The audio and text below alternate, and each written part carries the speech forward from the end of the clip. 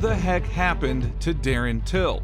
From headlining UFC main events to now competing in influencer boxing, where did it all go wrong? For the 25-year-old Scouser, 16 wins, 0 losses, 1 defeat. Everybody's on their feet. Everybody's here to see Darren Till. Today we will break down the rise and tragic downfall of Darren Till, exposing one of the biggest disappointments in UFC history: the mysterious Muay Thai and kickboxing records. So let's rewind a little bit to understand where all the hype came from. Before Darren ever stepped into the UFC's octagon, he was already building a reputation. His rise began in the Brazilian regional MMA scene, where he went on an impressive 12-0 run. The Scouser, as he's affectionately called, started gaining attention for dominating local talent in Brazil. His aggressive style and knockout power had people talking, and soon enough the UFC came knocking. But there's another part of Darren's story that's a bit murkier. Darren has claimed that before his MMA career, he had an illustrious professional Muay Thai record, boasting an undefeated streak of 44-0 with 33 knockouts. Now that is a hell of a record, but here's the catch: there is no evidence to back it up. None. Zip, zilch, nada. But it doesn't stop there. Darren's Wikipedia page once claimed that he had a K1 kickboxing record of 37-0. Again, no evidence supports this claim either. And if that wasn't enough, there is even a highlight video floating around online that claims that Darren went 61-0 in Muay Thai. Now, if all of those claims were true, Darren would be one of the greatest strikers to ever lace up the gloves. But here's the thing: no one can find any proof that these fights ever happened. Now, it is odd to say the least. You would think with a record like that there would be some footage, some documentation, something to validate it. But there isn't. Despite all of these unverified claims, one thing is for sure: Darren's 12-0 MMA record in Brazil is the real deal, and it was enough to get him noticed by the UFC. I want to be one of the best fighters ever to have lived in the sport of MMA. I will win that title, I know it. UFC debut and rapid rise. Darren Till burst onto the UFC scene on May 30th, 2015, when he stepped in as a last-minute replacement to fight Wendell de Oliveira Marquez. With only 9 days to prepare, Till still managed to deliver a jaw-dropping performance. He knocked Marquez out cold in the second round with a barrage of brutal ground-and-pound elbows. UFC fans quickly took notice, and the hype surrounding Till grew exponentially. In the following 2 years, Till built on that momentum, going undefeated in his next 3 fights. Among these, a majority draw against Nicholas Dalby stood out, showcasing Till's resilience and ability to entertain in the octagon. He followed this up with 2 decisive wins over Jason Ayari and Bojan Velikovic, the Cowboy Cerrone fight, and UFC hype machine. The UFC saw potential in Till as a future star and was not shy about promoting him. With the MMA world still in the shadows of Conor McGregor mania, the UFC was eager to find the next big thing. Till, with his brash confidence, charisma, and dynamite left hand, seemed like the perfect candidate. But this experiment is might of what led to Darren's downfall. More on that in a little bit. In October of 2017, Till was given the opportunity to headline a UFC Fight Night card in Poland against Donald Cowboy Cerrone, a fan favorite and a top 6 ranked welterweight. This was a huge step up in competition for Till, but he embraced it with the confidence of a seasoned veteran. On Fight Night, Till looked like a giant compared to Cerrone, and it showed in the fight. He dominated Cowboy, finishing him with a first-round TKO. This victory put Till on the radar of UFC fans globally, especially in the UK. The Wonder Boy rematch and weight issues. After his win over Cerrone, the UFC continued to push Till as the next big star, booking him to headline UFC Fight Night in his hometown of Liverpool against Stephen Wonderboy Thompson. Tickets for the event sold out in less than an hour, showing Till's growing star power. However, the lead up to the fight was marred by a disastrous weight cut. Till had always been a massive welterweight, cutting down from what was essentially a light heavyweight territory. This time though, the cut was particularly brutal. Footage of Till's weight cut showed him collapsing multiple times and even losing his vision. Despite these issues, Till managed to weigh in just 3 pounds over the limit, and Wonderboy agreed to the fight with the condition that Till forfeits 30% of his purse. You remember my weight cut. What I put myself through for that fight, it was like being in a torture chamber, you know? Yeah. That broke me, that took a piece of my soul. Yet never again. Does it ever worry you about damage done? Yeah, it does. I think at the end of it all, a piece of us gets taken away. On fight night, Till made a memorable entrance to the tune of Sweet Caroline, with the entire arena singing along. The atmosphere was electric, and it felt like the birth of a new UFC superstar. In the cage, however, the fight against Wonderboy was another low-output affair. Till managed to scrape by with a controversial decision victory, thanks largely to a 5th-round knockdown. Yet the fight highlighted a significant flaw in Till's game: his over-reliance on his powerful left hand. Them doubters, yes! Saying what now? Now! Who the is that with me now? No one! No one! Now at this point, Till's charisma and presence were drawing comparisons to Conor McGregor, but his skill set didn't seem to be on the same level. When his title shot came around, fans were expecting Till to have his Jose Aldo moment. Unfortunately, what happened was the complete opposite. The Woodley disaster. With his win over Wonderboy, Till was fast-tracked to a title shot against Tyron Woodley at UFC 228. Now at the time, Woodley was the reigning welterweight champion, riding a 6-fight unbeaten streak. While Woodley might be a meme these days thanks to his losses to Jake Paul, back in 2018 he was a formidable champion, especially with his wrestling and ground game. Till, as always, exuded confidence leading up to the fight. But once the cage door closed, it quickly became apparent that he was out of his depth. Woodley dominated Till from start to finish, eventually submitting him in the 2nd round. In a fight where Till didn't land a single significant strike, his one-dimensional game plan was brutally exposed. This loss was a humbling experience for Till. For someone whose career had been fueled by an unshakable belief in himself, the defeat was a harsh reality check. However, Till remained optimistic, viewing the loss as a bump in the road rather than the end of his dream.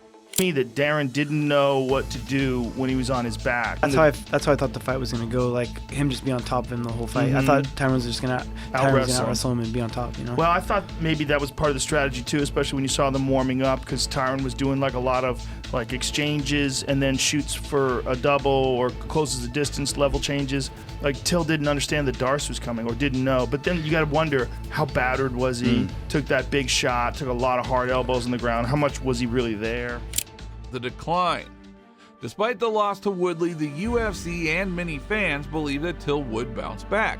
He was still young, only 25 years old, and had the potential to learn and grow from the experience.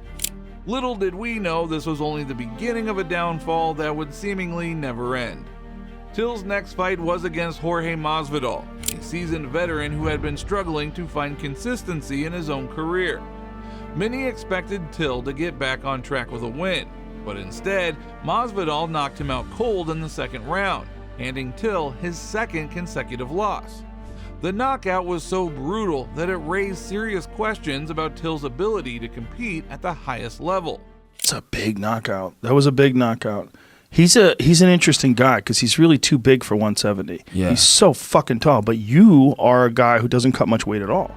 Following this loss, Till moved up to middleweight, hoping that the less drastic weight cut would benefit him. However, the results were mixed at best. He managed to win a close decision against Kelvin Gastelum, but then lost back-to-back fights against Robert Whittaker and Derek Brunson. In the fight against Brunson, Till's deficiencies in grappling were once again exposed, leading to another submission loss. Darren's last stand against DDP. In what ended up being the last match of Darren Till's UFC run, he stepped into the octagon against Dracus du Plessis. And honestly, at that time, we weren't too sure how this one would go. DDP has always been a bit sloppy with his striking, which made this fight a golden opportunity for Darren to get back on track. Many of us thought that maybe, just maybe, this was Darren's chance to grab a win and get his name back in the middleweight mix. And boy, did this fight deliver on drama. In the first round, DDP dominated Darren against the cage and making it look like another rough night for our guy.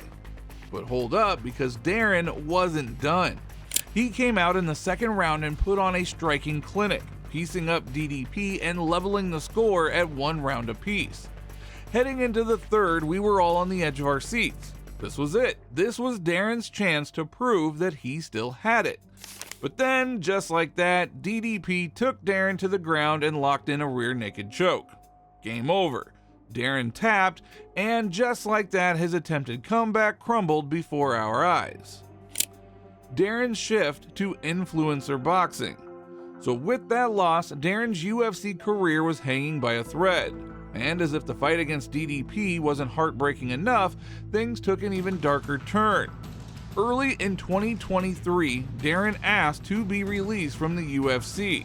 He wanted to pursue other athletic interests, whatever that meant at the time. There was some talk about him possibly returning to the UFC in the future, but let's be real here. After that fight, what were the odds that he would make any waves if he did come back? Darren's release from the UFC set the stage for a surprising new chapter in his career.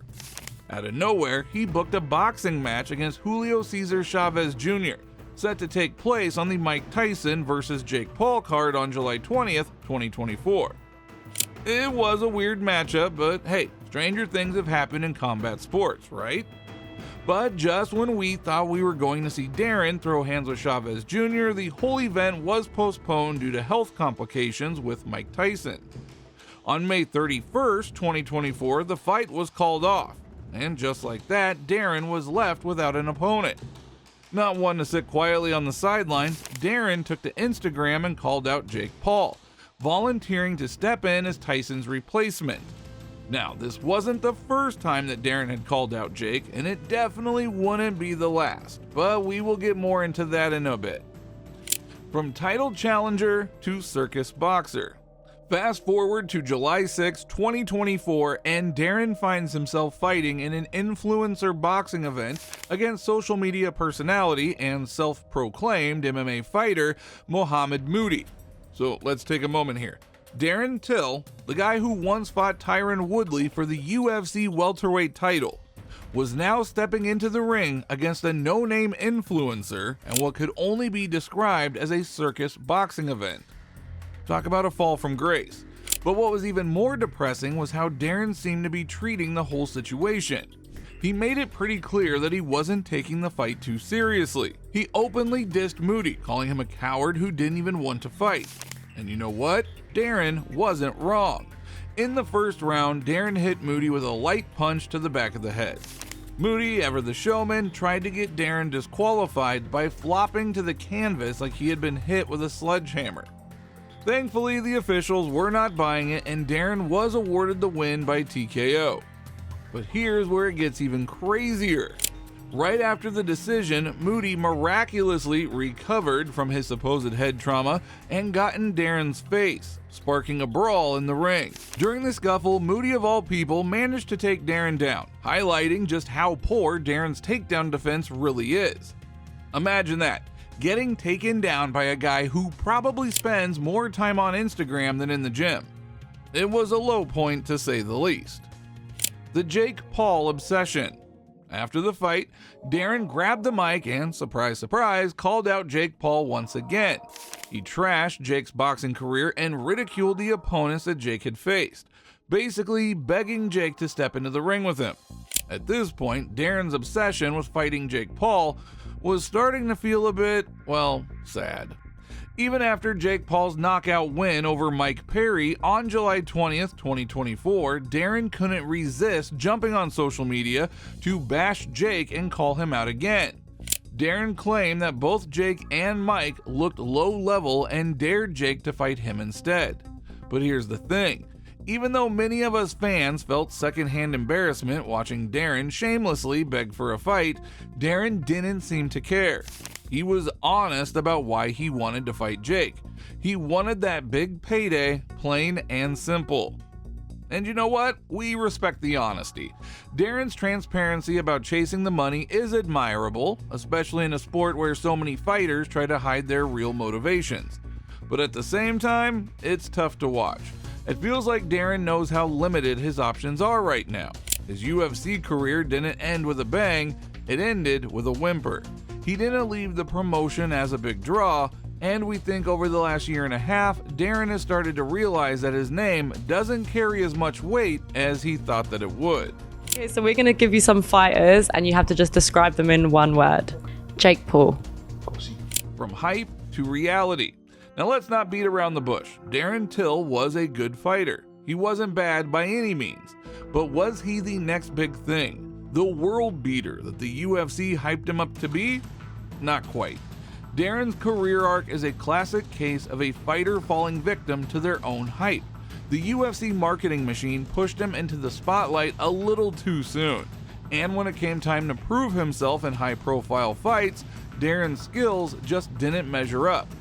It's sad, really. He went from being an undefeated prospect with a ton of promise to a fighter on a losing streak that just wouldn't end. And now, instead of chasing UFC gold, Darren's chasing a YouTuber around hoping to land a fight that will pay the bills. But let's give Darren some credit. Injuries did play a big role in his downfall.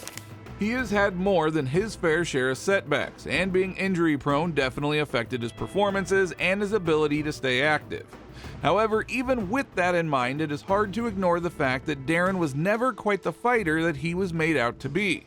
From the beginning, Darren's grappling was a glaring weakness. Everyone knew it, and it was only a matter of time before someone exploited it. But even his striking, the one area where he was supposed to excel, wasn't as high caliber as we were led to believe. Sure, he had good striking compared to the average UFC fighter, but when it came to facing top-tier talent, Darren's stand-up game just wasn't on their level, the fraud check. Now, here is where things get a little uncomfortable. Darren Till, the guy with an unbelievable 61-0 Muay Thai record, turned out to be a pretty average fighter.